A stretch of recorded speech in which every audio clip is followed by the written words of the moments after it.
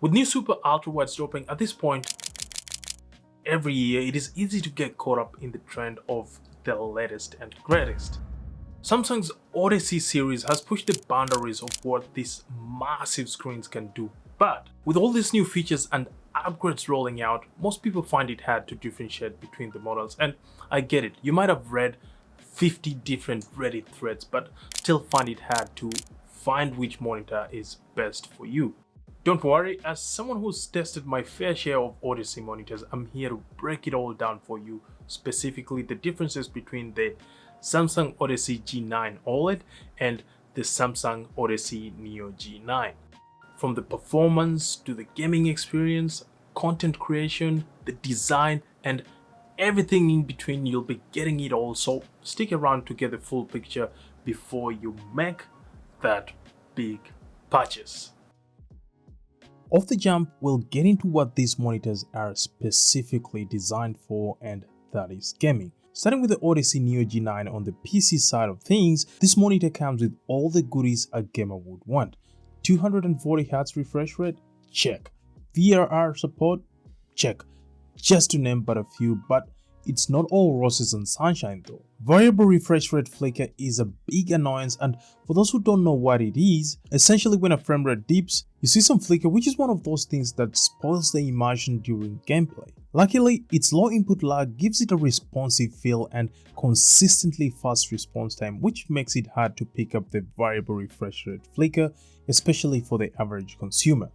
Take for example, when playing Fortnite, there's a lot going on, and unless you pay keen attention to that, the flickers will fly by without you even noticing. Another thing that the average consumer would find hard to pick up is inverse ghosting, and this basically refers to visual artifacts that appear as bright trails around fast moving objects on your screen.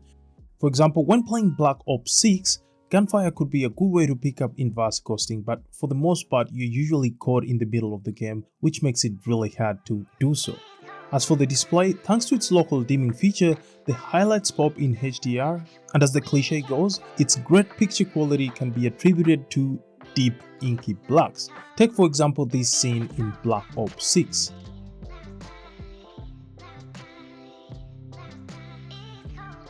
Speaking of inky blacks, if you thought the Neo G9 has deep inky blacks, the G9 OLED goes even deeper, and side by side you can see the difference. When it comes to the response time, the G9 OLED is faster, coming in with a mind-boggling 0.03 milliseconds. Safe to say, blink and that bullet is in the head of your ops in Black Ops 6. You know what? Let's actually give it some context. We all know how fast a blink feels, right?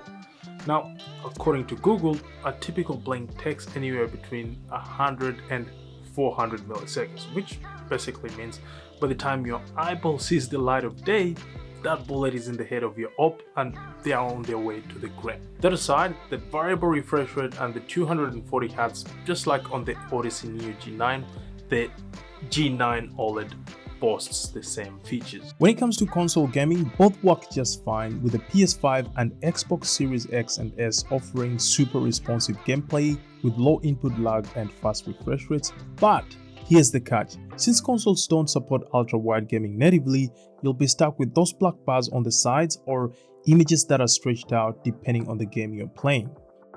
Just like on the PC, when using a console, the display on the Neo G9 has deep blacks, bright HDR, and mini LED local dimming when gaming, but once again, just like in PC, you might notice some inverse ghosting on fast moving objects. As for the G9 OLED, again, the response time and display are slightly better compared to the Neo G9. Moving along, when it comes to productivity, they go toe to toe, although the Neo G9 sticks out its neck in areas like text clarity and brightness. For context, I opened this document on Microsoft Word and you can clearly see the text on the Neo G9 looks a lot more crisp compared to the G9 OLED. Brightness is another area the Neo G9 shines, and it gets bright enough to fight glare and highlights pop in HDR too. As for the G9 OLED, while it doesn't get bright enough to fight intense glare from bright sources, small highlights still pop against the rest of the image in HDR. So for those who intend to use either of the monitors in an office setting, just be wary of that. For for the content creators out there, when it comes to editing, as the cliche goes, they both provide massive screen real estate to work seamlessly across multiple projects, and I've gotten so used to it to the point where I find it annoying whenever I have to edit a video on my laptop. In saying that, when I use the Neo G9 as my main monitor, while it felt so immersive because of its aggressive curve, it wasn't the best for precise photo editing, especially when straight lines mattered. In addition to that, its color accuracy isn't the best given the fact that the default sRGB mode leans a bit more on the saturated side of things, so calibration is a must. The good news is though, regardless of whether you're working in a bright space or a dimly lit room, this monitor holds its own thanks to the excellent brightness we mentioned when we talked about productivity. When it comes to the G9 OLED, for the most part, it has the same advantages but with much better color accuracy out of the box and a curve that isn't as aggressive. Now, like mentioned earlier, while it excels in visuals, text clarity isn't its strong suit, so sharpness takes a hit when working on fine details. In bright rooms, its top-tier reflection handling keeps distractions at bay, although its SDR brightness is just average, and like all OLEDs, there's always the scare of burning. Switching to the differences on the outside of the chassis, design-wise they are quite different, with the most obvious being the aggressive curve on the Neo G9. To shed more light on these, the Neo G9 has a 1000R curvature whereas the G9 OLED has a 1800R curve. Now personally, it took a bit of getting used to when I switched to the OLED, having used the Neo G9 for almost 2 years, but once I got used to it, for whatever reason, I now prefer the G9 OLED. As for the chassis, the G9 OLED is predominantly silver and black, whereas the Neo G9 is mostly white and black. Aesthetically, the G9 OLED looks more sleek and streamlined compared to the Neo G9, which is a bit more on the chunkier and bulky side. As for the on-screen display controls, the Neo G9 has them underneath the screen, whereas the G9 OLED has them on the back of the screen. If you'd ask me, I prefer them under the screen as it's easier to access them compared to reaching out to the back. In terms of the user interface, it's pretty much the same, although the G95 SE model of the G9 OLED variants comes with a remote control. Now, if you didn't have an idea, the G9 OLED has two variants, the G95 SC and the G93 SC. The one I have here is the G93 SC. If that news drop adds to the confusion you've got with these Odyssey monitors, no need to worry. The only difference between the G95 SC and the G93 SC is the remote control and the ability to use the G95 SC as a TV. Moving back to the G9 OLED and Neo G9 fight, the stands are another talking point. The G9 OLED is thicker and compact with a metal base, whereas the Neo G9 is slimmer with a base that's ready to take over your desk. Now, if I didn't have the option of a monitor arm, I'd compromise the ergonomics and adjustability the Neo G9 stand offers. For the desk space, I'll get with the G9 OLED stand. Before you come at me in the comments, the amount of times you'd adjust your monitor once you set it to your preferred height is almost non-existent, hence the reason why I'd prefer using this guy over the stand that comes with the Neo G9. Talking of preferences, I prefer the Neo G9 power cord to the massive brick that comes with the G9 OLED. As for the ports, the Neo G9 comes with one HDMI 2.1 port, one DisplayPort 2.1, two USB-A ports, and a 3.5mm audio out. The G9 OLED on the other hand comes with two HDMI 2.1 ports, one DisplayPort 1.4, a 3.5mm audio out, and three USB-C ports that offer nothing other than power delivery.